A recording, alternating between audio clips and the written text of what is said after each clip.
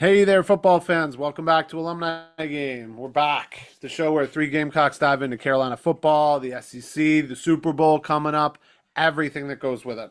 We're bringing you all the gridiron, college action to keep you coming back for more.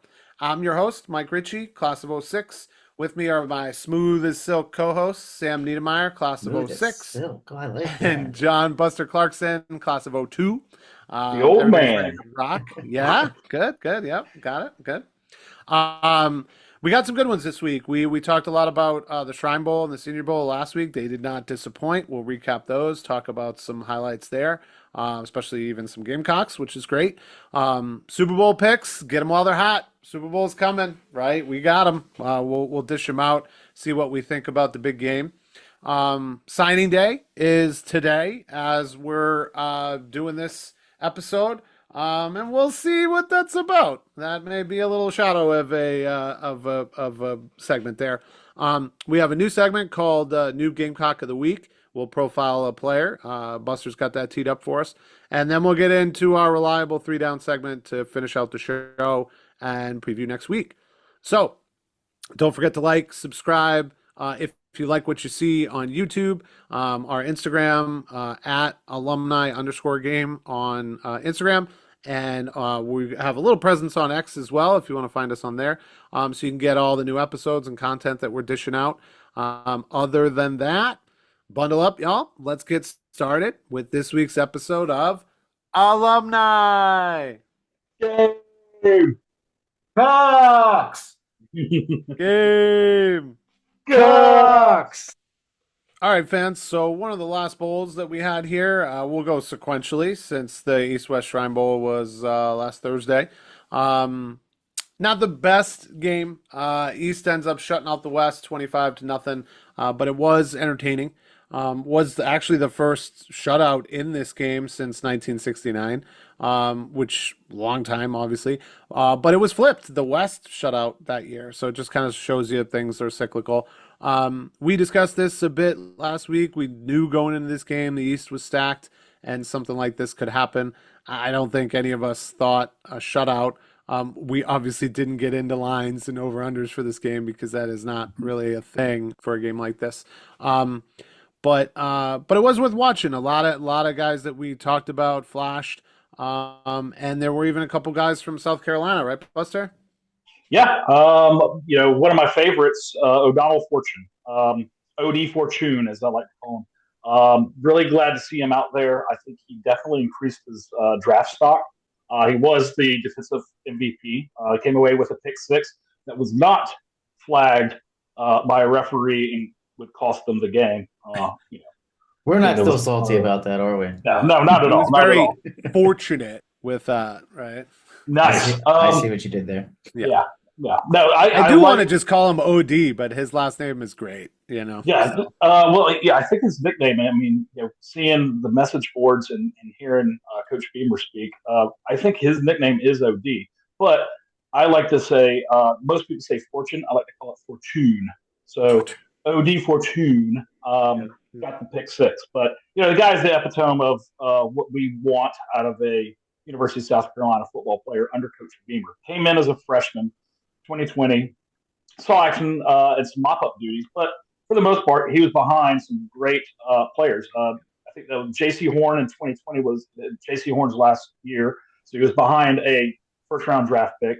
Then you had guys like Cam Smith and Darius Rush. So, he had to learn and grow and develop, in which he did, and really got to showcase his talents in that 2022 Gator Bowl against Notre Dame, where he had that 100-yard pick six. That was an amazing highlight for him.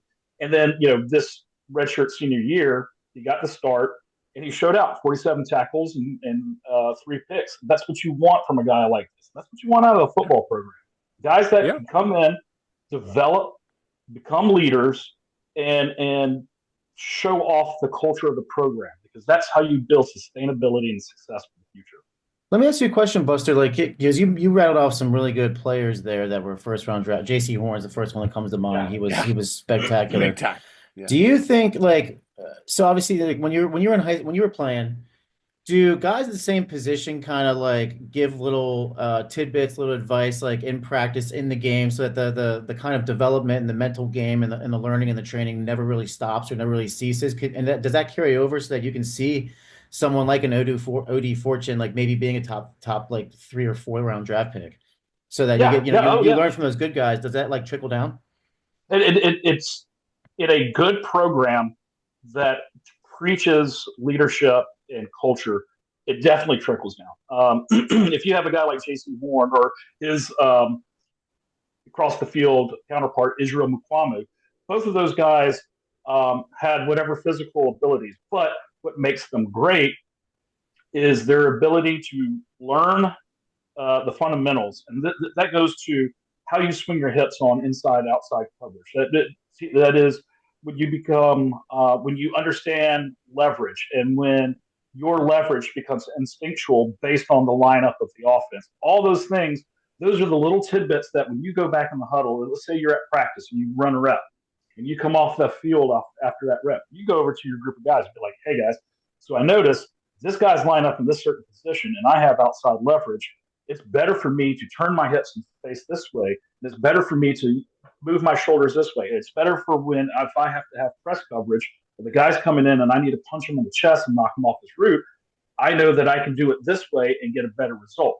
That is a constant teaching moment that happens 24/7. These guys, they're in text groups. I was not. Cell phones weren't invented when I played, so beyond that. But these guys are Rotary phone calls. Yeah. They're the types that they'll watch an NFL game and watch NFL corners or secondary safeties and say, okay, that guy did that. And they'll text back and forth, like, hey, you see how he does it this way? And you see how he does it that way? Oh, Coach Gray and Coach Beamer and all the guys were like, hey, we were doing this in practice. Let's do this. Let's go. And then they'll even meet up and do a workout together. So, yeah, no, there's always a constant communication. If you have a good program and a good culture, you will see, and this is the reason why we're in the top 10 in DBU, the Defensive Backs University. We're in the top 10 with the likes of Texas, Florida, and Bama, and LSU, especially like a team like LSU and Ohio State, because we get in starting from like a Stephon Gilmore, heck, even before him, Sheldon Brown. Right. You go back. Yeah. So you go back and you start to see a pattern where you're starting to see these guys getting drafted year in and year out. This is the third straight draft that South Carolina has a corner picked in the NFL draft. So there is a reason why that happens, and that's because we have a good program with a good culture. These guys are teaching each other as they get older and develop as leaders. Yeah, we have had quite a good defensive backs coming out, haven't we? Over the last 20 years. It is kind of DBU. I like that, especially like, you're comparing us to LSU. I mean, you get compared to LSU for defensive backs, you're doing something right.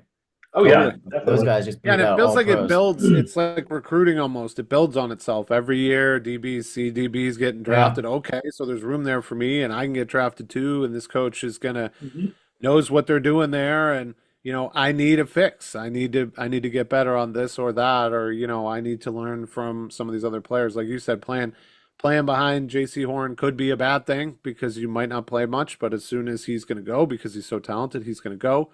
You're there, and if you're ready and you've learned, it's you, and you're next. Yep. And I feel like for him specifically, for OD, this game he executed exactly what he wanted to execute and exactly what this game is for. Like you said, he had a 100-yard pick six. That was 2 years ago. Now he's got one on a national stage in a game where he didn't have a lot of prep against a quarterback maybe he didn't know, and it might have been the defining play in the game. I mean, he got defensive MVP, obviously, like for that play, but for his play throughout the game.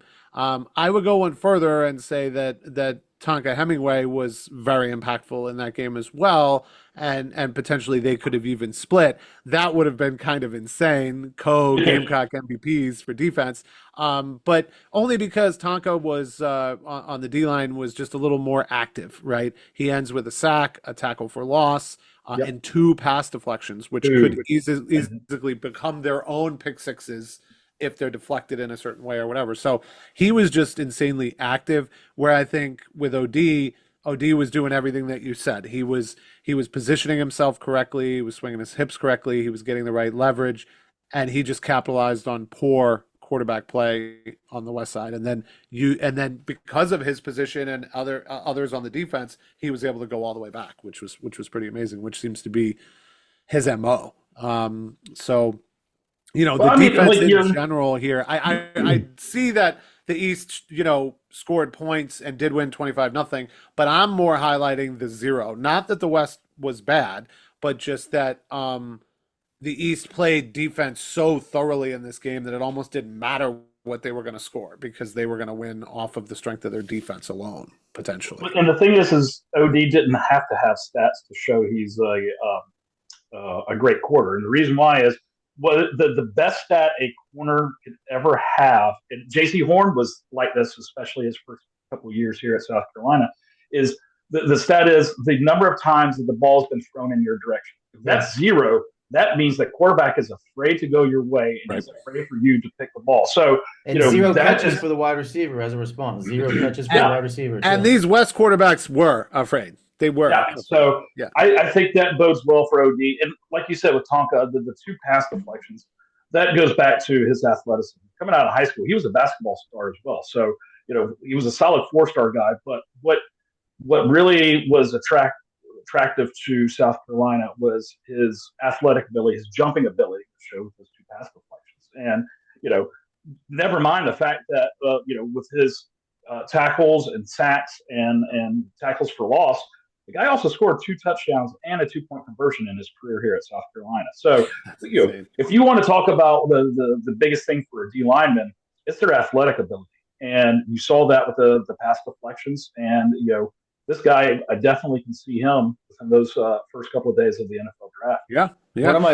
For me, the pass deflection thing is huge just because at any level of football, but specifically college and pro, that clock in your head has got to be going, right? Like just from the snap, you're focused on the guy in front of you and all the technique that you need, and you want to get to the quarterback, and that is the ultimate goal to try to get there.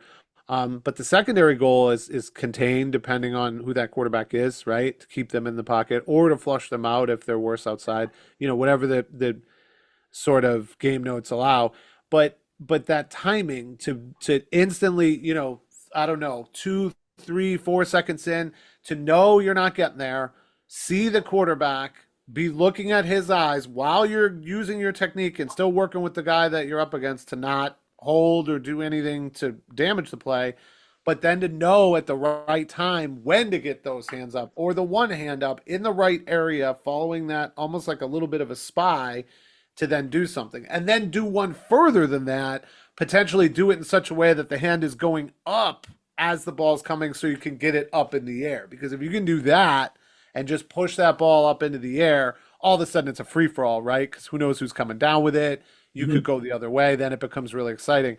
That's a play that is not the most frequent play in football, right? I mean, when you see a deflection and the ball goes up like that and it just hangs in the air, every fan is always like, ooh, gimme, right? It's a really sexy play. And for him to have 2 in a game where he only had a few days to be coached for this, and you got quarterbacks swapping in from the West who all have different skill sets, I'm very impressed at his skill set. I mean, we'll talk about some other players in this game and the Senior Bowl, but OD obviously with that play and the MVP, but just Tonka on every play. I don't see how you don't circle him on your draft board. And if he's the best player available when you go to draft, draft him. I mean, unless you're something like the Eagles or somebody who just their D-line is so stacked they don't need it. I feel like almost every team in the NFL could use a player like Tonka. I mean, a sense like to your point, Mike, like since basically JJ Watt kind of perfected that pass deflection at the line, in like 2012 Great to like reference, 2017, 2018. That's an attractive skill set to a lot of different scouts and defensive coordinators and defensive assistants and defensive coaches. It's a really valuable skill set to everything you're saying. What's really cool too is like South Carolina, we got an opportunity for about 5 or 6 of our guys being drafted in the top 5, 6 rounds. Like I don't even maybe even 6, like half of the defense is going to be drafted in the top 4 or 5 rounds. It's going to be really cool to see where. And you never know. Lands. I mean, I still look Because at Tonka helped himself immensely. yeah, I Yeah, mean this is more on the offensive side, but I still look at the Joe Burrow, Jamar Chase thing. Where like putting guys from college in the pros together to succeed. Now I get that QB to wide receiver, that's a connection, that's a Yeah. special bond. Just there's that connection. There's the QB's connection to his O line. I mean, those are special bonds. We've talked about those. We've talked about QBs buying presents for their O line, like very extravagant presents, right? But I do think, yeah, there is a chance. I mean, with so many defensive players going, we're starting to look like some of those teams that Buster mentioned, like a Georgia or an LSU, where basically all the starters are getting drafted somewhere. And, there are some teams like the Eagles who were like basically the funnel for Alabama, right? If you played at Alabama, more than likely you're going to be playing in Philadelphia. That's kind of how that goes. They took a lot of Now, Georgia it's not players exactly too in like that. I'm 2023. overdoing it, but I tend to overdo things a little bit. So, It's all good. Hey, I got yeah, a some good points. I got a question for you guys. How did they figure? I didn't really get a chance to see the game, so I saw that like Pitt was playing for the West. So did we figure out how do you No, figure out we didn't which is figure it a- out. what's No, an East and player? you What's a jumped West me a little bit. player? Let me do just a little more here, and I'll give you the Pitt thing that I have. But we'll flip it over just because the East did score 25 points. At least sort of my big standout was Arizona running back Ja'Cory Krosky Merritt. He was named offensive MVP. He had almost 100 yards and 2 TDs. And I don't know, Buster, we were talking about this. Maybe works his way into day 3 as a running back. I mean, that's kind of feels like where a lot of the mid-ish to good running backs are going to kind of, after Ashton Jeanty and some of the other real high-profile running backs. But typically we aren't seeing running backs in the first round, right? So not so much day 1. We know we'll see some in day 2, but day 3 feels like where you go for that, right? And I have a feeling this Krosky Merritt could do that, and I would look at him to do that. yeah. I mean, so if you look at how the Shrine Bowl is set up, it is you have 3 categories of guys that are going to potentially go to the NFL draft. You have your Ashton Jitsis, Shador Sanders, your top flight guys that are going to be day 1 picks. They don't have to showcase their talent. They've been advertised all season long. Then your second level guys have talent to basically be maybe a day 2 or 3 guy, then potentially move up to a day 1. What the Shrine Bowl is able to do is it gives guys chances that may not have had that national level attention during the season a chance to show off their scouts. Because again, no one cares about the game from the NFL. They care about the practices. All the scouts show up for the practice. Yeah. Yeah, And there are what they're notes looking for at every is- day. You yeah. can see all So the they're notes. looking at what are these guys. Obviously they do have ability because they did play in the college game, but they're looking at what is their potential and what is their impact on a particular franchise. And so these are guys that were maybe undrafted, late round, type of guys, and who can showcase this ability to be an asset to an NFL team. And then some of them, like with the talks with Tonka and OD Fortune, was can they even move up to the draft to be a day 2 Right. kind of person? So Can they improve things? Ja'Cory is that guy that no one really talked about. Again, Arizona is not in the upper echelon of national level college football teams that get the same kind of attention. Yeah, and they got dwarfed a lot by Arizona State this year Exactly. and some So, other West Coast teams. This yeah. is a great opportunity for him to say, hey, I'm actually a really good running back, and I'm going to show off my talent. I'm going to show off my ability to be a team player for these scouts. And, oh, by the way, I got offensive MVP in the actual game. So Yeah. I may not be a day 5, day 6 guy anymore. I may be a day Yeah. 2, day 3. And So- I think you watch that Shrine Bowl footage and you compare it to some of his Arizona footage and you say, wow, look at this line he's behind in the Shrine Bowl. Okay, well, at Arizona, maybe the scheme wasn't amazing. Yeah. Maybe the O-line wasn't getting it done. Maybe the quarterback cadence and the way he operated things weren't, exactly a great fit. But yeah, I think for Ja'Cory, I mean, he did a lot what OD did. He definitely improved things. He definitely, balled out. And I think that has got to help him. And I'd be surprised if he's not there on day 3. Some other offensive notes, and I'll get to the Pitt bit. So from the tight end side, I mean, we had thought some tight ends might flash. I didn't really see it. The tight end on the East, Rivaldo Fairweather, he was a little advertised. Still looks kind of raw. I don't know. I don't see him really getting drafted. I don't see a lot of the West quarterbacks getting drafted either. But the way it goes down here in this game is kind of fun. Sam, since you didn't see it, especially, the West gave its kicker, Pitt's Ben Sauls, they gave him a chance to ball out a little bit here at the end and to break this shutout that was brewing. And they let him kick a 55-yard field goal with time ticking down. But it missed, and he did not make it. So that does not answer your question about Pitt. I do not know exactly what the stipulations are. I wasn't really able to find it in terms of what makes the difference between East and West. Obviously, some are easy, like South Carolina. We're in the East. Arizona, they're in the West. Aside from that, I don't know if it's conference or look. Hey, any of you fans, you know how they decide what's East and West. Let us know in the comments. Get after us. We want to know, and we tried to do our research, but look, we're not cracking that code today. But who knows? Maybe we keep going on this show and we get around the Shrine Bowl next year. We'll have an answer for you. But if you do know, get after us, and we'll talk about it next week. Apparently, their team selection site says players are selected based on their potential to make NFL rosters, obviously. Consensus of the 32 NFL teams is taken into consideration during player selection. You got teams like the Giants are sending like 5 staff out there, right? But here's the kicker. It says the general divide used to assign players to the East or West team is the Mississippi River. We brought this up last week, I think. We talked about this last week. Sam, that's exactly what you said. We said, and then I said, you're going to make me study geography. You said Mississippi River, but if there's players in Pitt is east of the river. So, yeah. So Someone's it's not lying. an exact science. Football is not science. I have one theory, and that's if he was added late, because I know this. Bam Martin Scott, our linebacker, he was hoping that there was going to be an NCAA appeal about his JUCO time, because NCAA is saying your JUCO time doesn't count towards your eligibility. So he was waiting for that notification. He didn't feel like waiting forever because the NCAA doesn't make a decision in a reasonable sort of manner.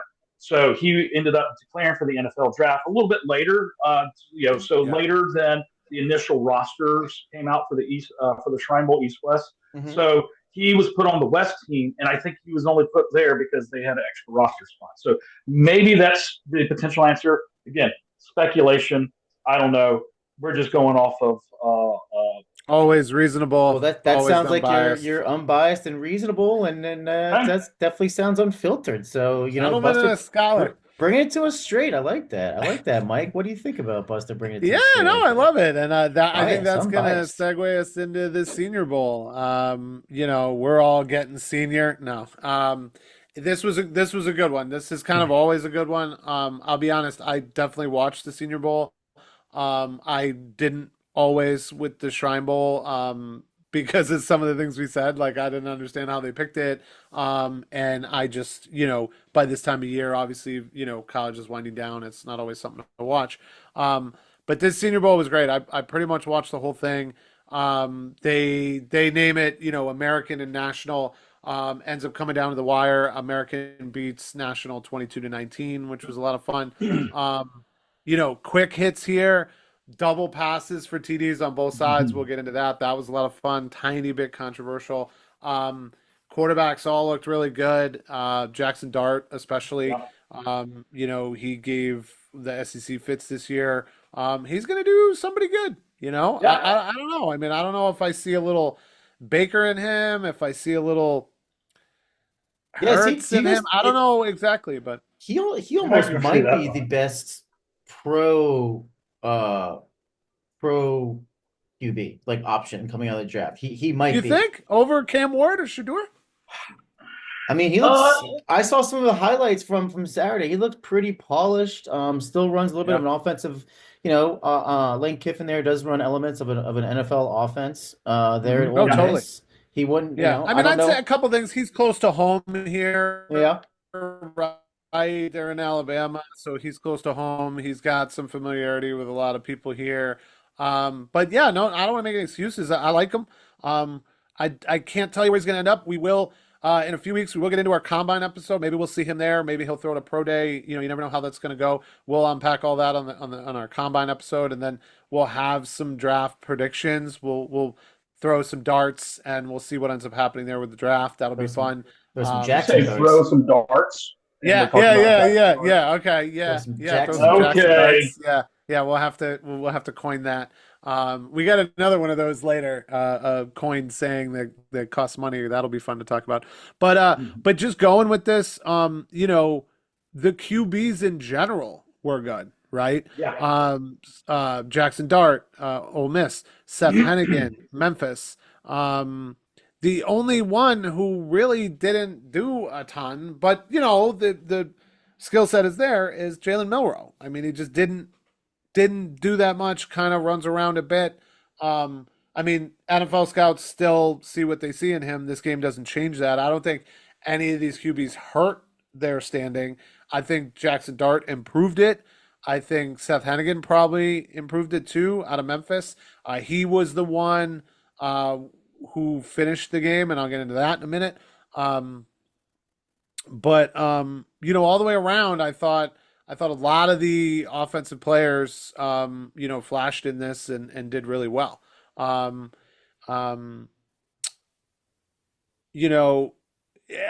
jump into what I was talking about here, a little bit controversial. So with a bunch of these double passes, there was a thinking that you're not really supposed to do that in this game, right? That the Senior Bowl is for X's and O's, running the ball, throwing the ball, not rudimentary, but slim down playbook to just showcase what people can do. Running backs run, wide receivers catch. So to have a double pass early in this game was kind of interesting, because instantly they were like, are you supposed to do that? But then the other team comes out and does the same thing later and hits. So it was kind of like tit for tat, or whatever you want to say. So basically what ends up happening is OK State's Ollie Gordon II, running back, and on the other side, UCF's running back, RJ Harvey, both ended up with double passes, right? The quarterback throws it over to them. They throw it deep to the wide receiver. It was almost like, I can do what you can do, but I can do better, right? And it kind of had that feeling in the game, that like one team ripped it off and it was kind of awesome. Okay, that's how we're going to play it. That's how we're going to do it. I'm going to do it too. And, running backs don't normally do that, and that isn't necessarily something that scouts are looking for in this game or for these guys to do. But it just felt like, these guys were having fun, and these plays were drawn up and they were good. And I enjoyed that.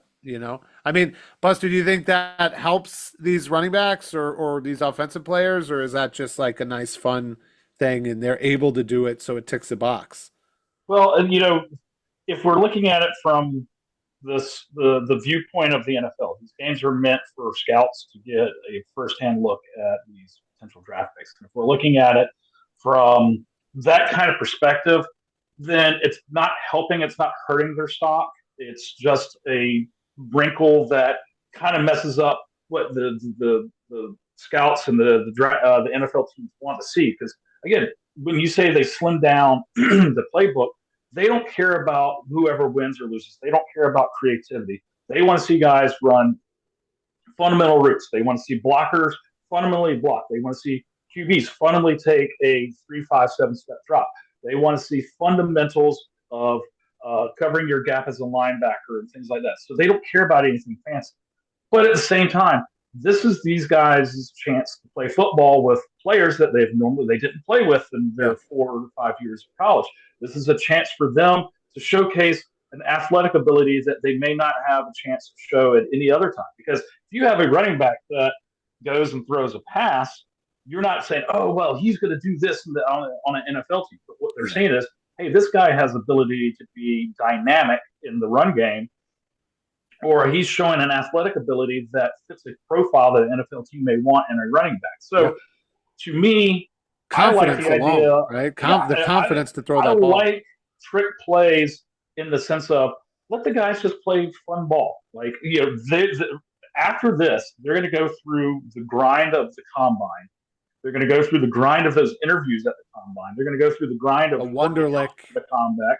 the Wonder Lake, and then they're going to go through the stresses of going through an NFL draft and what team picks them and how that's set up, and Contracts. Yeah. it's You got to up move. until they get to OTAs and summer workouts, and then the preseason and stuff like that. This is not the fun part of being a potential NFL player. Yeah. So let them have a last little bit of fun. Yeah, it was funny because a lot of what you were saying, I was hearing fundamentals, but different, much different, not so much fun.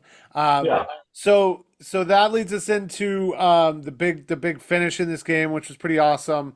Seth Hennigan's in there, Memphis QB, and they're in the red zone. Time's ticking down. They're going for it. He throws it to Jack Betch, wide receiver TCU, for a walk-off TD to win for the American team. Really fitting that it was Betch because he was very emotional after this. His brother, wide receiver Tiger Betch, who played for Princeton, was a wide receiver and special teams guy, was actually in New Orleans for during that terrorist attack right before the Sugar Bowl, and he was slain in that attack. And Jack Betch lost his brother Tiger there. When he completed this play, wins the game, and is interviewed by Tom Pelissero right away. He said, quote, "It's simple. Quote, my brother had some wings on me. He gave them to me, and he let that all take place." It just felt, I mean, he said a lot more, but it just felt so awesome. I mean, if part of the thing is to be out there improving our draft stock, we're seniors, we're enjoying that we're what we've done, and we're going on to the next level. It's also about family and why we do this, and I think a lot of those guys on the field and on the sideline felt this. Because they have brothers and they're football brothers. And like you said, in a game like this, it's not paramount who wins the game exactly. It's that everybody plays correctly and is able to improve and do what they want to do. But for Batch, it just felt like this might be one of the best finishes I've seen in this game. A walk-off touchdown was pretty awesome. And then emotionally, how do you script something like this? I mean, you just don't. And then just how much everybody was saying so much about Jack Betch and his character and how he's dealt with this, and that whoever does draft him will be very, very lucky. I was just like, wow, everyone's gushing about this guy. That he's the man, and they trust him. And if they trust him in the last minute of this game to get that done, you might trust him with a lot more, Yeah. An NFL team should anyways. Yeah, no, I always try to remind myself and then talk to others about this. But it's one of those where, football, we love it. We watch it. We do fantasy. We do all these things centered around it being a sport. But things like this remind us that football is more than just a sport when it comes to certain attributes in life. And it's good to see Betch come in and say, hey, it's not just about the game. It's about what the game can mean to me, to my family, and the spirit of his brother, the legacy of his brother is going to be able to carry on through him and through the game. And like that to me is a wonderful testament to what it means to be a football player. Yeah. Yeah, and everybody on that field knew too, right when he scored, like what that was going to mean. They were all wearing stickers for Tiger. They all knew that had happened, and it seemed like both sides were very, very supportive of Betch and what they were able to achieve at the end. Obviously, the defense didn't want to give up the touchdown, but that's kind of beside the point. So obviously a lot of fun in this game. This game didn't mean that much in the outcome. That is very different for another game coming up. So we'll jump into our Super Bowl picks here. As far as I have it, Sammy, everything's pretty much the same, except I think the over-under went down just a little. I have that at 49. Yeah, it opened at 49.5, so it's kind of stayed the same over the last week or so. Chiefs are still at 1.5 point favorites. Over-under 49 as opposed to 49.5. Yeah. So not moving too much. We kind of said that last week. There wouldn't be much that could push it off its perch. Going down just a half a point seems negligible. Could go right back to 49.5 before it goes off. I guess I'll lead things off. I've been thinking about this. I do like what the Eagles have from X's and O's, the size of their D line, the size of their O line, the way that Saquon's been playing, the other weapons that they have that they haven't necessarily been using that could go off in this game. AJ Brown, Devonta Smith, Heisman winner, those tight ends that they have, even their backup running backs, like we said, even Gamewell. But all that being said, Casey's been there before. They know how to do it. I think from a coaching standpoint, KC has an edge just with everything they know. I think they're going to come out hungry, and I think they're going to attack. And I think we talked a lot about before how Xavier Worthy might not technically be a number one the way you look at it in the NFL, but he's their number one right now. I got to think Hollywood Brown is going to make a splash, even if he connects only once deep. That could be enough. And the way that Mahomes is playing the game, running the ball to the sideline and making defenders think twice, the no looks, the shovel passes. I actually think Pacheco could end up being a huge piece in this game. He's been pretty quiet. I'm gonna stay right there for now. That I'm going with the Chiefs, and I'll give my score in a little bit. Just to open it up to you guys. Do one of you guys want to pick this up, or do you want to hear my score right now? What's your score? Yeah, I'm thinking low. I think these teams know each other. I think these coaches know each other. I think they've both been to this game. I'm thinking something like 26-21 Chiefs. So while that's actually over, if it's 49, then that would take it over. So I guess I am taking the over. But I don't think it's going to be a ton of scoring. I think a bunch of those points do come in the second half. I think the kicking game could weigh into it because both these teams can kick. But I think something like that. I think the Eagles are in it. I think if they can get a possession near the end, they could win it. But I think KC finds a way to shut that down, and they end up winning by less than a touchdown. Okay. Well, I'll see your Chiefs pick and raise you an Eagles victory. I'm going to go with. Now, why are you wearing the Kelly green? This is one of my favorite shirts from the Tartan Day Celtic Festival that we have here in Columbia. Last year, nice. This is one of my favorite things to do in the spring. I eat a crap ton of Scotch eggs. I drink a crap ton of whiskey and beer, and I wear a kilt. So, It's maybe lucky and see me in a kilt. That's awesome. And yes, I just happens to be the same color. Do you go commando under that kilt, or are you wearing some underwear? I do not wear underpants with my kilt. Yeah, man, you be playing the black bagpipes, and if there's a gust of wind coming up, you're gonna start to show off your manhood. Kind of you might have to. Yeah. You can't really play next to schools, then, can you? You got to stay away from there. Yeah. Luckily, this place is nowhere near a school, so Okay. we're lucky. So you got the Eagles cover. You got the Eagles. I got the Eagles, and this is why. If you're looking at both teams and you're looking at where advantages may lie, whether it's position groups, coaching, quarterbacks, et cetera, the D line, the defense, and most importantly, the D line for both teams are phenomenal. They are excellent, elite. So let's say that's a push. You look at receivers for both teams, whether it's Xavier Worthy, Travis Kelce, guys like that, or Juju Smith-Schuster, or on the other side, A.J. Brown, Devontae Smith, Dallas Goedert. You can make an argument where there's a push there. The biggest advantage I think that the Chiefs have is experience and coaching with Andy Reid and Patrick Mahomes. They've been there before. They are elite quarterback and coach duo versus Sirianni and Hurts. I love Hurts' abilities, but Sirianni does not have that level of experience that Andy Reid has. That's not. Where I think the Eagles have the biggest advantages.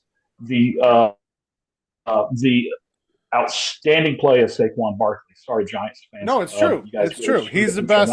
He might be the best player on the field, and he's so definitely. If I was Sirianni, if that is going to be my main advantage, if I'm Sirianni, I'm going to be like, I'm going to pound this rock. I'm going to run this ball. I'm going to do everything that you saw in that NFC Championship game, and I'm going to do that to Kansas City and make them defend that. And once they figure that out and stack the box, I'm going to throw over the top of their head to AJ Brown or Devontae. If They didn't Sirianni need to in the NFC game because Saquon did it from play Saquon was one. so good. He's not. You're That's saying the he's other not thing going to is- do it from play one, but the Can run game is Kansas going to set up City- the pass game. Yeah. can Kansas City stop Saquon to that level where they become at a disadvantage because then all of a sudden they're leaving the vertical threat wide open? If Sirianni can do that, Jalen Hurts has that ability. So, yeah, I'm going to go with the Eagles. Boom. I'm going to go with the over. Life's too short to bet the under. I'm going to go 35-27 Eagles. 35-27 Eagles. That's going on the, like you said, betting the over. You know, life's too short for the under. I like that. And the Eagles plus 1.5. You know, they played a couple of years ago, and the Eagles went out to a really big lead at halftime. I don't know if you guys remember that. I think they were up by like 17 or 20, I think it was, before the Chiefs came back and won. And then the next year, the Eagles went through their kind of end of season, you know, free fall that, you know, regrettably my Steelers did this year. But so I don't think there's going to be I think they're both good coaches. I think Sirianni gets a bad rap. I don't know if he's the most likable guy in Philadelphia. I do think he's a heck of a football coach, though. Clearly with the Eagles, that X factor is going to be Mahomes and Andy Reid. Those guys are just unbeatable. I mean, like they just they lost what, one game this year? What, I mean, 15-1, 16-1. They Whatever. found a way to win. They found they ways to block the find ways to kick. win. They did all kinds of crazy shit to win. They scored their most points on offense, like in the playoffs, like when it mattered against the Bills. I don't know. They're just on a roll. I think the Patrick Mahomes magic continues. He's got that, you know, we called him Steve Young last week. He's got that kind of that Steve Young shiftiness that I think he just slides off of tackles.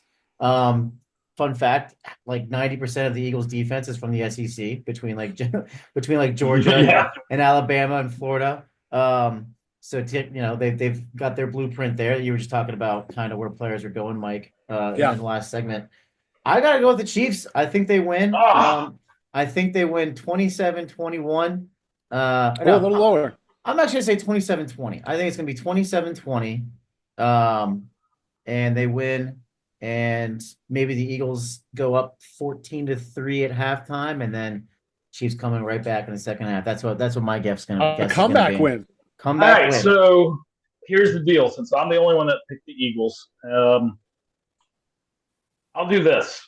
If the Eagles win, you guys, I got to figure out something you guys got to do for me. I'll think on it. Maybe I'll send out a little recording to all of our fans and ask for suggestions or you know, come up with an idea. But if I lose and the Eagles do not win, I'll go and do the mustache thing. I'm gonna be a brother to Sam. We're gonna be mustache brethren. That baby's gone, man. That thing's so gone. I mean, this thing is absolutely beautiful and remarkable. Yeah, that thing is dark. Yeah, this thing is my greatest asset. You know, I have an ugly face, so this kind of covers it. It makes me kind of look like a lumberjack, I guess. I don't know. That Either beard way, I appreciate your excitement, Buster. I'm not too interested in a mystery bet, but if it's within reason, I'll do what's needed for the show. And I appreciate you. In the minority pick here. We're gonna, and I'll have the mustache for next week's episode, and potentially maybe even beyond. Depends on what everybody thinks. Yeah. The only thing I can think of right now is like if I end up winning, my Scotch bottles are getting a little low over here, so a refill of sorts would always be a welcomed. So it's just straight cash, homie. Straight cash. Yeah, we'll figure it out. We'll pick the games. We'll spare the audience, but we'll figure it out for entertainment's sake. We'll do what needs to be done. And you know, a little bit of gambling here isn't the worst. Nobody's offered me any Super Bowl squares this year, so I'm not shelling out for that. Although it does feel like it could be a good year for squares. We're talking about some scores that get up towards 30 for both of them. That means a lot of numbers. And if Philly does get up early and the Chiefs come back, that means lead changes. We know lead changes can make for excitement. So I'd love to see a comeback win. I don't think I have to mention the best comeback in the Super Bowl of all time for one of my teams. But if something like that happened, that'd be pretty wild too. One other thing that's a fun little anecdote on this game and the marketing that might come out of this game. I caught this article that Pat Riley owns the rights to a couple different ways to the sports term three-peat, right? Because of when he was with the Lakers. And back in the day, even when the Bulls were winning, the Bulls came to him and asked if, and wanted to, I guess you rent the rights or whatever you do. And they did do that. And so back in the day, Pat Riley got $600K for the use of this because he has it all trademarked. Now, from what I understand, he donates that money. So that's great. That's amazing. But if you prorate that to now, that would be a little over $1 million. While this deal is as yet undisclosed and may stay that way because it's not a football transaction. That would mean that the NFL, not KC, paid Pat Riley to the tune of that amount of money or maybe more to use that language. So they are pretty serious about being able to use that language if KC is able to do this and to help market that. That to me doesn't necessarily say like, okay, the NFL is anointing the Chiefs, these conspiracy theories about the refs and all this other stuff with the Chiefs. But I think it just ups the ante into if they do this and three-peat is getting shoved down our throats everywhere, if the first shirts you see are three-peat shirts, how quickly are NFL fans going to get sick of this, right? If we're not sick enough of the Chiefs already, if they are becoming all-time most hated, winningest sort of franchise material, I've seen apologies to the Patriots over the past few weeks. Like, we thought we hated you. We thought we didn't want to see you. We don't want the Chiefs. No one wants the Chiefs. Three-peat, gag me, So I don't know. I think some of it, to me, it's fun. It's having fun with it. But is it all marketing to you guys? Like, what is this? Sort through this for me a bit. I mean, like, I don't know. Like, when you say that Pat Riley donates this money to charity, if that's what I have to focus on, then I'm fine with it because I love any kind of level of charitable donation. If he's donating, great. Yeah. But then, like, from a standpoint of being the only team to have 3 in a row Super Bowl wins in the NFL, like, it's kind of a like. Do we say that the three-peat is no longer applicable in basketball? Like, we could just do we just release the language of three-peat and it's just the standard now? Yeah, I don't know. I mean, it sounds good, right? Like a two-peat doesn't make sense. A four-peat doesn't make sense. It's like 3 things come in threes, right? And so if a championship comes in threes, then that's so rare because everything else comes in threes. I get it. It sounds cool. It's a way to market it. You're going to pay to be able to do that. But at the same time, does it mean as much? I mean, I've seen some other news, and I think we batted around a little bit that tickets are not going through the roof for this. KC fans are not super jazzed about going to this game and seeing this. They've seen it before. They've seen their team 1-2 times in the last few years. Like, even young fans, right? I mean, you kind of love when a team gets there, it's never done it before because, okay, this is a whole fan base, never been able to do it before. Like with my Red Sox, we had never done it, and I had only seen us fail and Bill Buckner, and that was the legacy.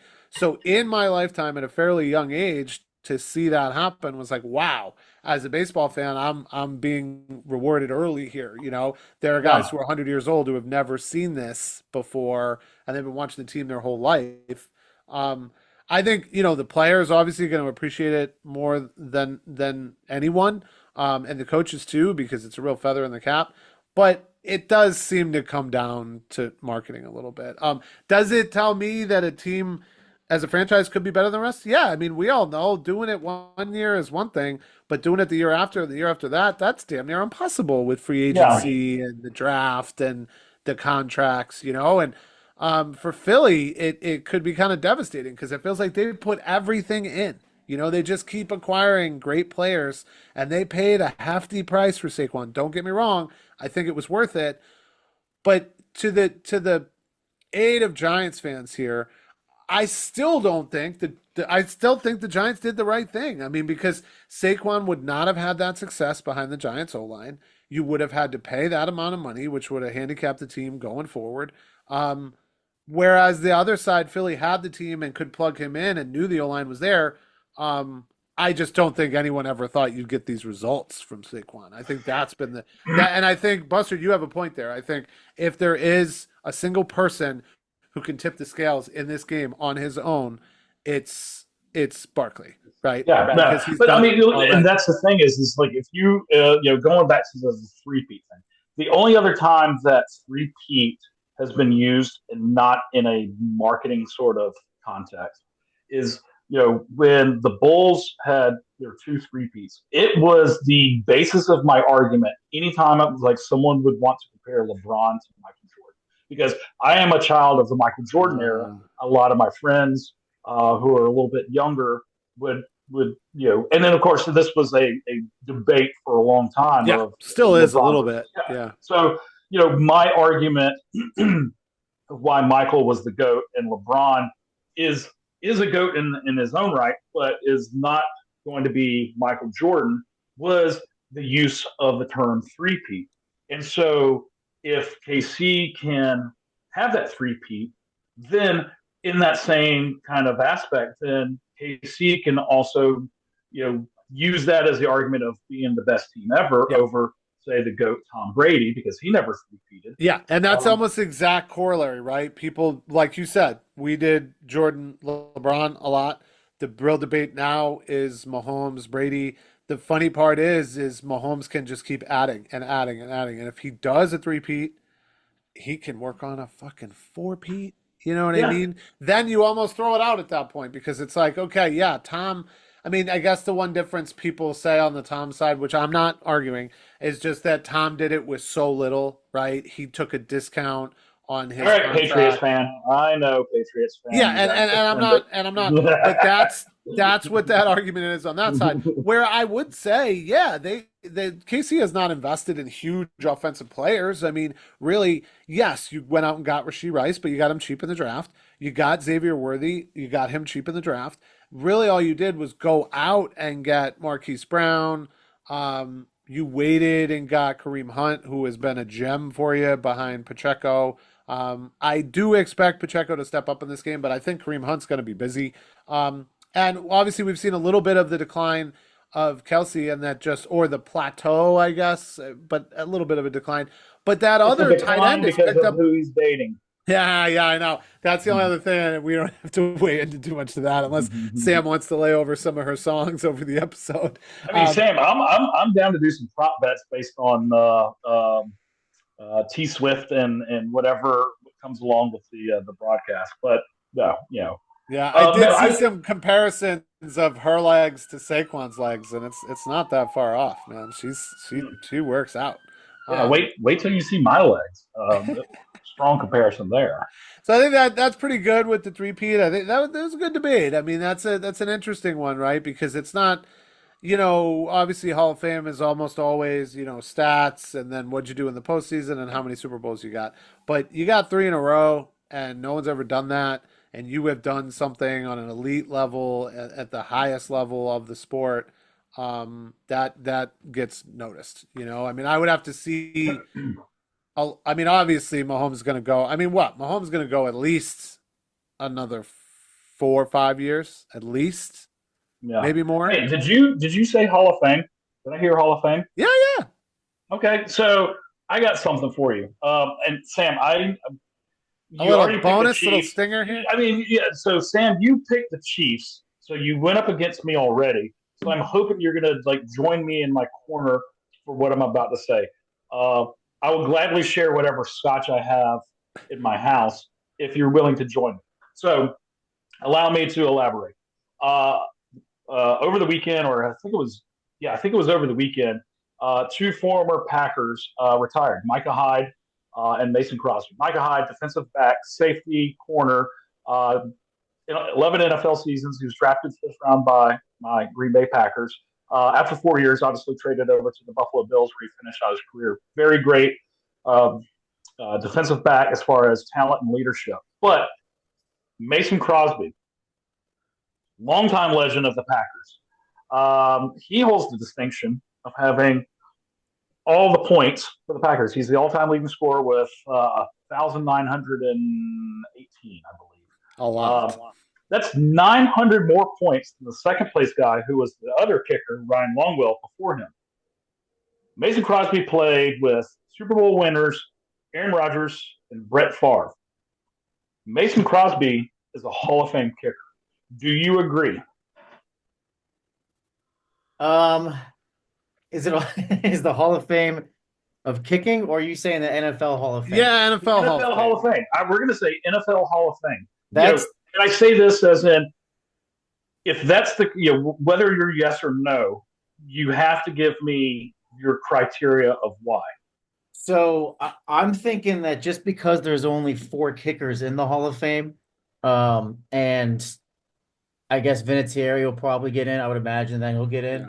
So there'll be 5, and the last one to get in was Morton Anderson from like 20 years ago. That's a hard sell. They just don't like kickers or punters in the Hall of Fame. They just don't like them there. Yeah. So like in terms of criteria, I'd say it's just like, is he better than Morton Anderson? Is he better than Adam Vinatieri? Like he almost has to be to make the Hall of Fame. So it's an impossible criteria. I mean, I think who are the other guys? I think the punter is Ray Guy. Luke Rosa is one. Rosa. And then George Blanda, probably, I would imagine. Blanda, I think it's Blanda, Rosa, Mort. Obviously, like you said, Vinatieri should be in. I think he just became eligible. I think Vinatieri's getting in. I think Tucker's getting in. So I think that's the threshold. I think Crosby is very close to that threshold, except he wasn't necessarily known as like big game kicker, big long kicks. He was just reliable. Lots of points, stayed healthy. I mean, that's the thing is like if you're basing off of big game kickers, like then you have like Rob Baronis, Greg the Leg Zerline. Sure.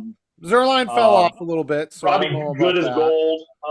Those guys are great. But here's the thing. For me, the criteria is this. You have a Super Bowl win. Yes, you do. Do you have the most points for your team? Yes, you do.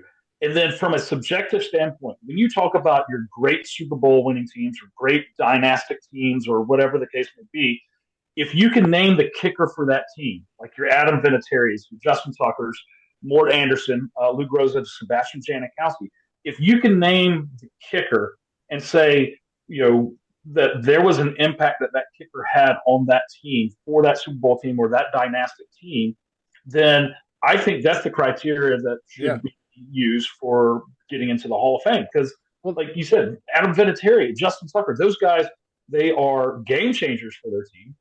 Yeah. I mean, by that criteria and thinking about it going forward, you can even advertise Butker for the Chiefs, right? I mean, he's been super solid for them. He's been their guy. Maybe he's not been his a little hurt this year, comments. A little less. What?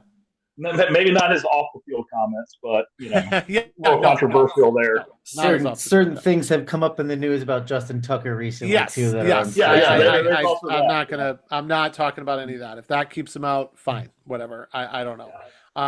But even Tucker, this year having some hardships. So the consistency thing is a big deal. I mean, I get where we're going with this, right? You look at quarterbacks and you measure them against the ones that are in, and like a debate right now is like, should Eli get in there? I think with 2 Super Bowls beating the Patriots, I think he should, but his record isn't that great. And when you look at it, he's like 500 squarely, and so that's tough. But obviously over someone like Phil Rivers, who never got to the big dance, who never even competed in the big dance, and for a kicker to do that.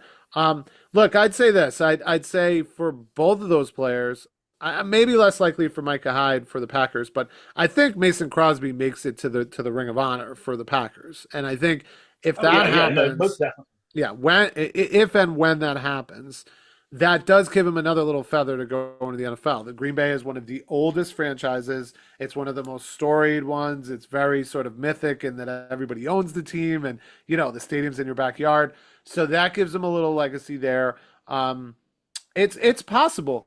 It's definitely possible. I don't think it's likely. Like Sam said, it's a very minimal club that is in there. But if guys like Vinatieri, I would even throw out Gostowski for the Patriots because he was really good. Yeah, But yeah. I think Vinatieri over Gostowski, obviously. But I think with since Vinatieri, then, not much.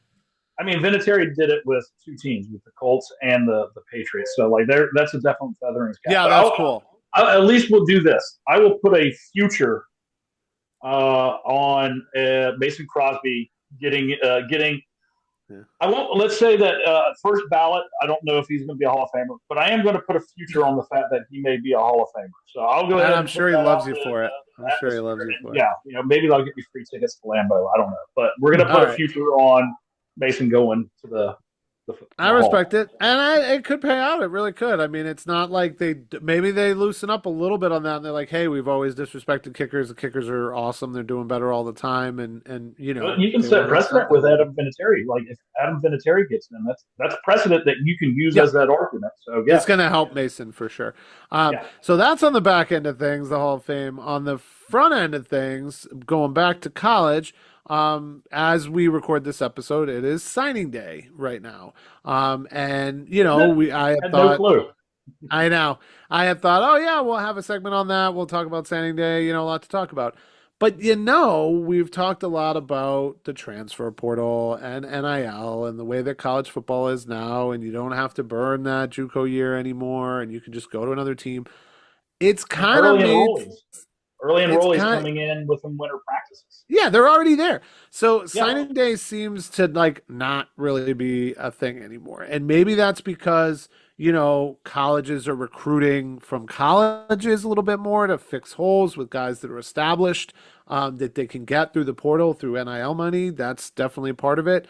But it also just feels like, because of the way signing works and the portal, all of these high school guys did this a month ago or more to be set, to know where they're going, to be on campus already. I mean, some of them are already on campus now when they would have been signing today, maybe at their high school, with the hats that they do or the shoes or whatever. But it doesn't really feel like a thing anymore. Are you guys catching this? Do you care about this? Is this something to think about or worry about? Sam, I'm going to defer to you because I don't think signing day exists anymore, and it's going to go by the wayside. Yeah, I mean, all those points you guys make, it's not really a big deal anymore. I guess the big highlight we had today was Donovan Murph, wide receiver from Irmo, signing today was kind of like the big highlight of signing day. But yeah, with early enrollment, the transfer portal, like you guys said, obviously that's a factor. So we finished. I mean, there's still probably a couple more guys are coming on campus, but we actually finished the top 20 this year in recruiting based off a couple of different rankings. 247 Sports on 3 also does regular recruiting information and portal information. So right now they have us ranked 17th and on 3, 18th from 247 Sports. So we're kind of sitting around there. Is that straight recruiting and signing, or does that include the portal too? That includes the transfers as well. Gotcha. So we're kind of I'm a little intrigued by this class this year because I was looking up some NIL values, right? Our average NIL value is $39,000 per person, right? So you figure in that's like the average deal that a player transfer portal or recruit comes in and signs a deal for that. If you look at kind of comparison the rest of the country, so it's 39,000, right? Keep that number in mind. Number one, unanimous from 247 Sports, ESPN, on 3 is everyone says Texas, the blue blood, right? The big old, Texas high school. You got to put them number one. I'll get that oil money. Their NIL average, their average NIL value of a deal is $286,000, and they're ranked number 1. So that's like almost $250,000 more. By comparison, Tennessee, $197,000. They're around 10th. Oklahoma, right ahead of us, $106,000. Missouri, right behind us, $83,000. And then if you compare it to the team upstate, Clemson, their average NIL value is $66,000. I think what says that to me is that number one, we're almost going to see us in. I think of Moneyball. Well, yeah, a little bit, right? Where you kind of have this like, like the Oakland Athletics don't have the high boosters and Really mean. the large amount of boosters. So I think that's kind of impressive, and I'd like to see that kind of transform to guys that fit right into the mold, fit into the scheme that Beamer runs. Um, by all accounts, I think we had a phenomenal recruiting class and transfer portal class. I think we hit up on a lot of wide receivers, and Buster's going to go into one shortly, that he likes a lot, but a lot of different wide receivers that we needed to plug the holes on there to kind of give Nick Harbor some help if he returns. It looks like he probably will. Guys like Lex Yeah. Cyrus, Donovan Murphy, who I just mentioned, 6'1", 188 pounds from Irmo, Malik Clark, Jaden Sellers, right? His Lenoris's Lenoir. brother. Even a couple good tight ends like Mike Tyler and Mikael Skinner, pass receiving tight ends. So where we did really well, I thought, was on the defensive line and offensively on wide receiver. Yeah. No, Sam, a lot of great information there. I'll just buttress that with those are a lot of great names. And we are going to get into a segment here, our new Gamecock of the week, and Buster's going to take that. But those are all guys that are eligible for this. So any of those names intrigue you guys and you really want to hear about one of those players on our new Gamecock of the week, please let us know. Comment here on Instagram, anywhere you can find us. Let us know who you want to hear about on this squad, some of the new recruits, some of the transfers, some of the new signees. But I just want to button that again, Sam. Those are some crazy numbers. That is wild to me that basically you decide on coming to South Carolina, you're only getting 40 grand. If you could have gone somewhere else, you could have doubled, tripled that money.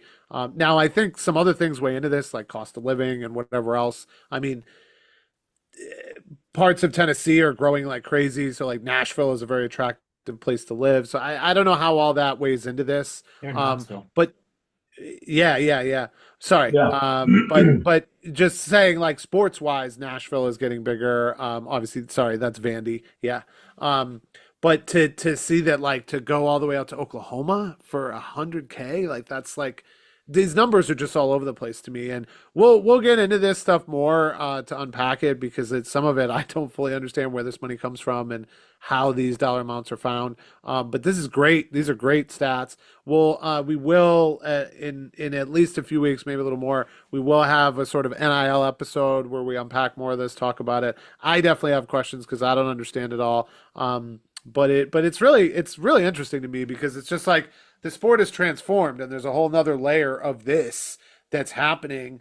And it's how good teams are getting better. And it's like I said, colleges recruiting other colleges. I mean, Texas is basically favored to win it all at this point.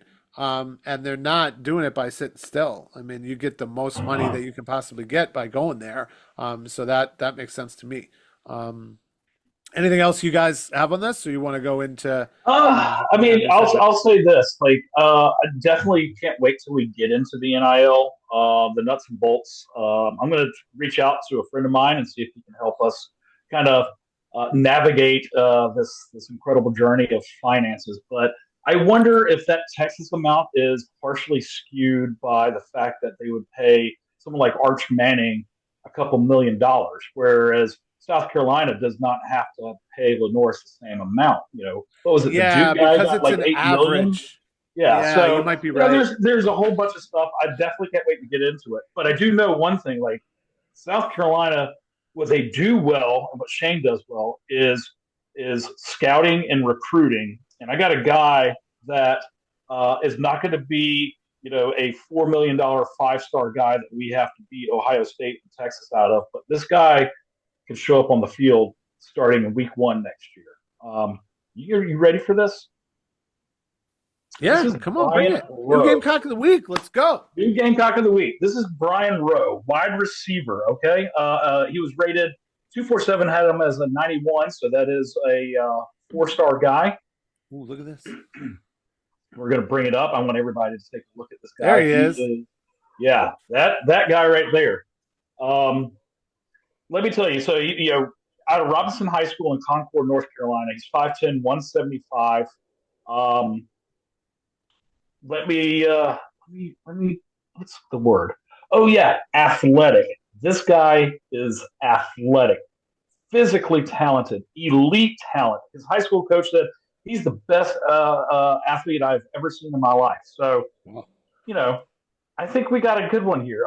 You guys got any questions for me about Was it coming down to another spot, or was he all about the garnet and black? Actually, he was all about the garnet and black. He was one of our first commitments.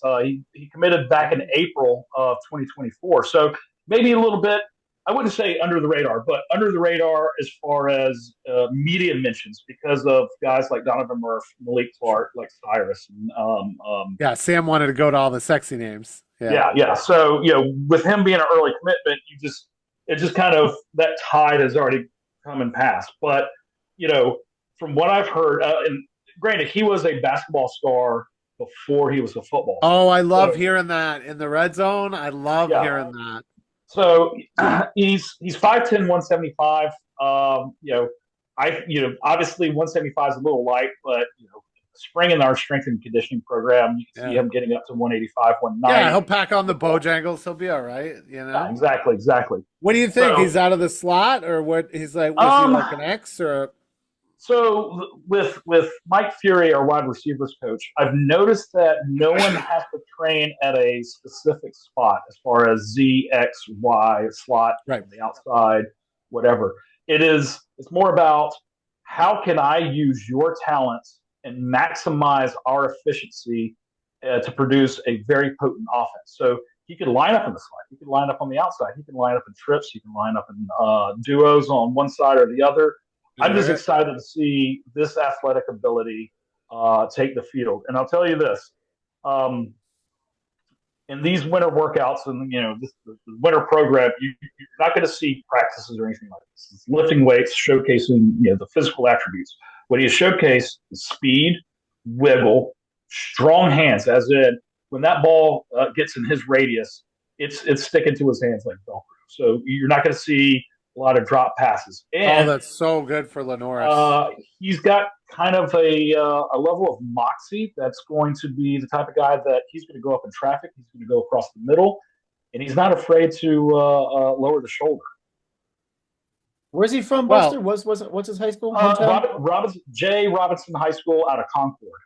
Great hot spot for some good talent. I'm glad we're starting to really get into North Carolina and poach that talent. Belichick's up there with North Carolina, Dave Duran at NC State. Those guys are starting to lose their stranglehold on that state, and I think we're starting to take over like we've done in the past under Spurrier.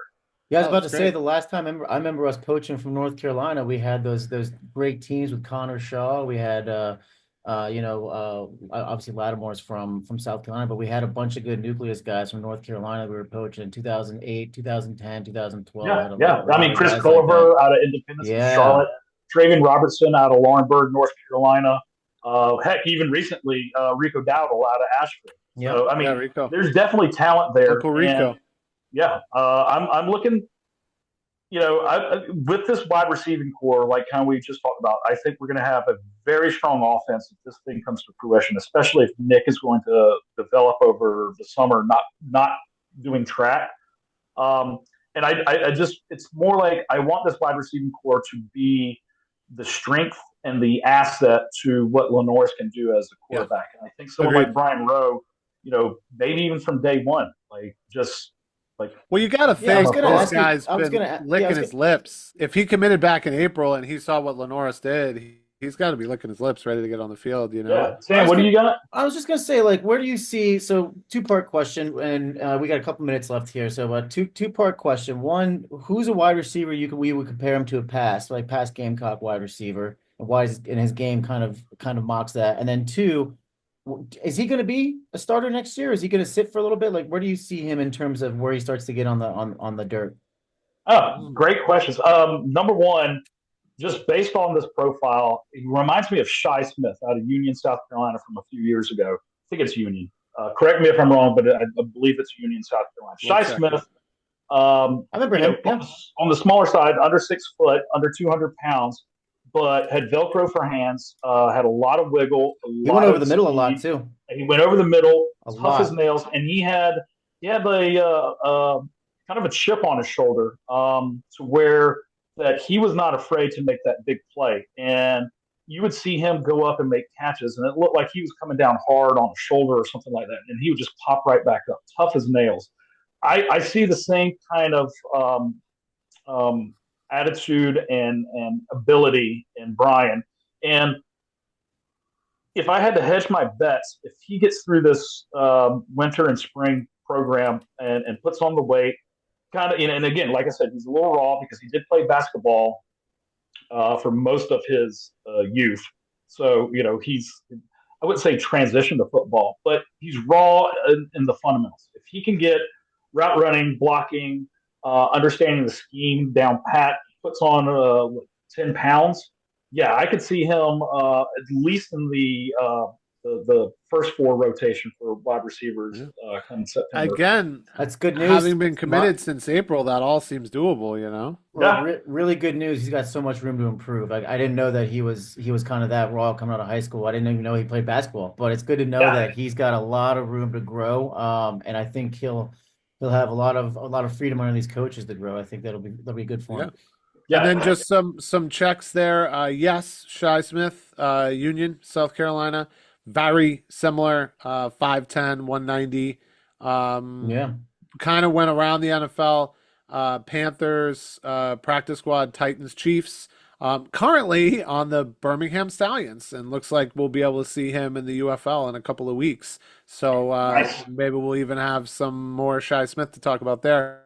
I was just going to throw out, even though Buster, a lot of great information there. Great segment. We're obviously going to keep doing this new Gamecock. And look at this sexy new screen we have. This looks great. Thanks, Sam, for putting that together with our logo there. And team effort. I hope Brian Rowe appreciates it. If he does, let us know, or anyone who knows him or cares. But I was just going to throw out, from a size standpoint and just looking at, what I remember, kind of reminds a little bit of Ace Sanders. Sanders, 5'7", 178 pounds. Granted, he was out of Florida. He did end up. He was more returner. Yeah, special teams guy. Which who knows? Maybe Rowe is a little too raw for that, or maybe he can get some special teams going. Good call though, Sam. Ace Sanders was second team All SEC in 2012, and then SEC Special Teams Player of the Year that year. And he made a little bit of his living in the NFL that way for the Jaguars for 2 years, I think, before he got out of that. Shi Smith obviously did a little bit better, going a little bit longer in the NFL and still technically playing professional football, granted, for the Birmingham Stallions. All right, so we got that fresh new segment under our belts. Very nice. That gets us into the tried, the true third down territory, where we shout out the good and call out the bad. I'm up first on first down, which is usually a running play, which I guess makes sense if you're running with the basketball. Going to shout out, we talked a lot about last week, the Lady Gamecocks. They have been rolling. They're looking really good. They got Georgia and Texas coming up next. But a couple of notes there. We had talked a lot about Joyce Edwards, this freshman who continues to lead the team.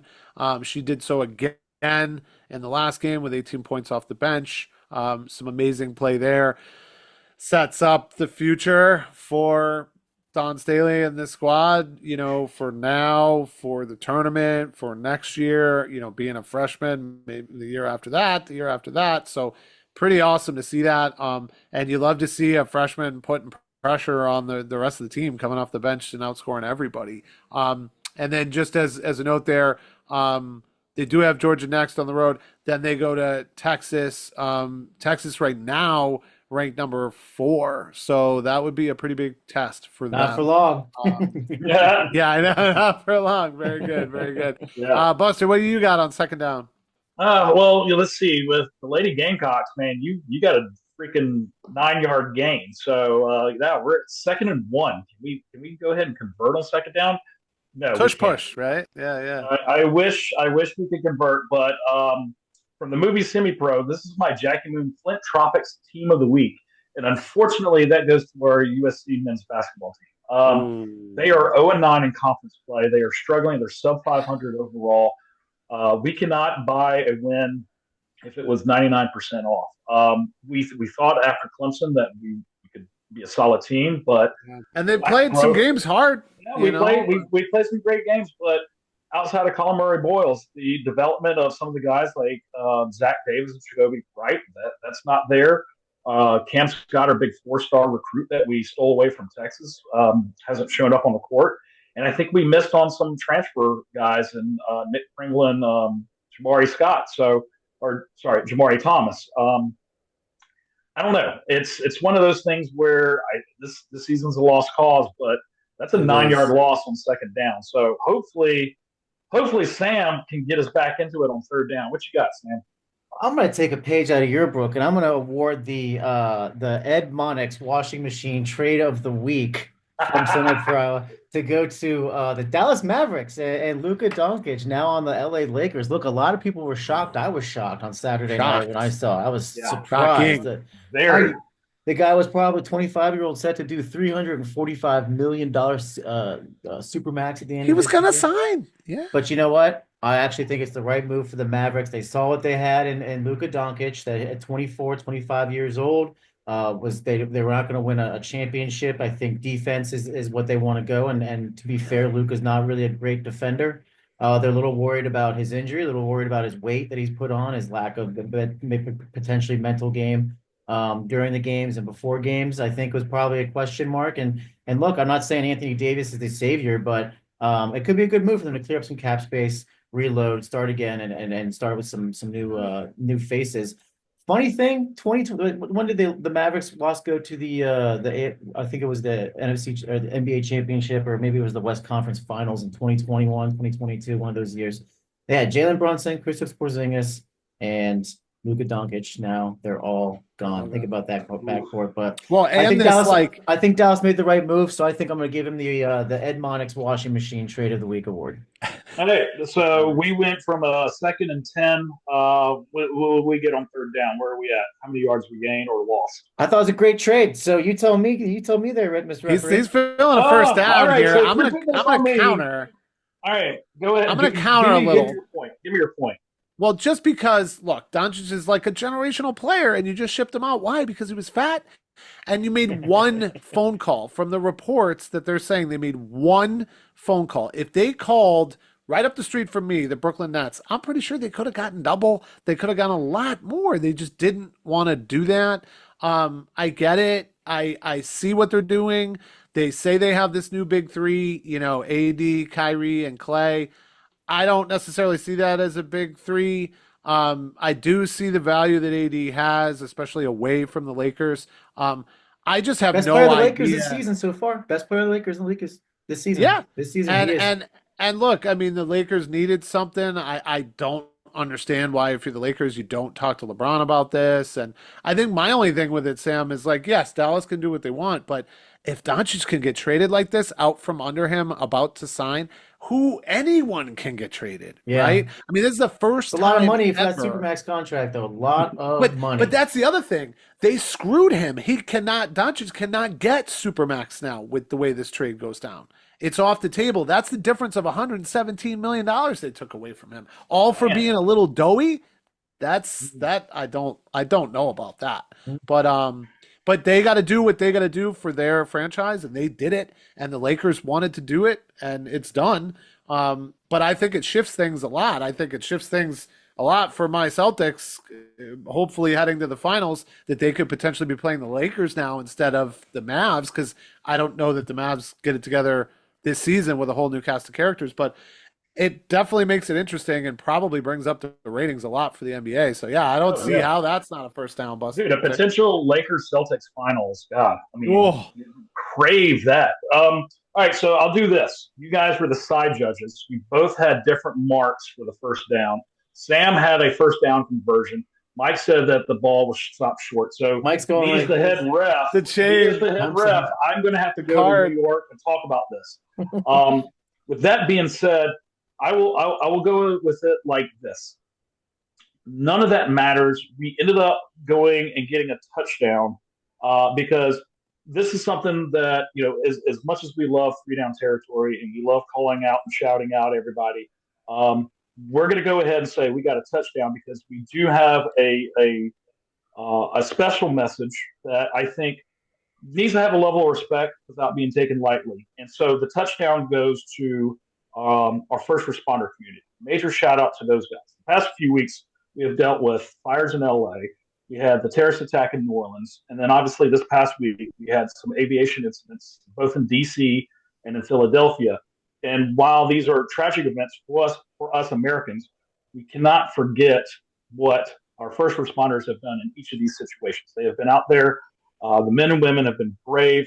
They have been amazing. They have led historic efforts in searching and helping survivors, comforting those that are injured, selflessly risking their own lives for others, for other Americans. So that, my friends, they deserve a salute from all of us here at the Alumni Game podcast. So, thank you and Godspeed to those guys. So that's a touchdown for 3-down territory. Yeah, for sure. And a bit of a solemn note there, but very earnest. We mean that. We can't thank them enough. A lot of stuff's been going down, and they're doing a lot of good work to help people get right. And those are some big things. And I mean, we talked about NOLA earlier. Obviously, we've talked about the fires in LA previously.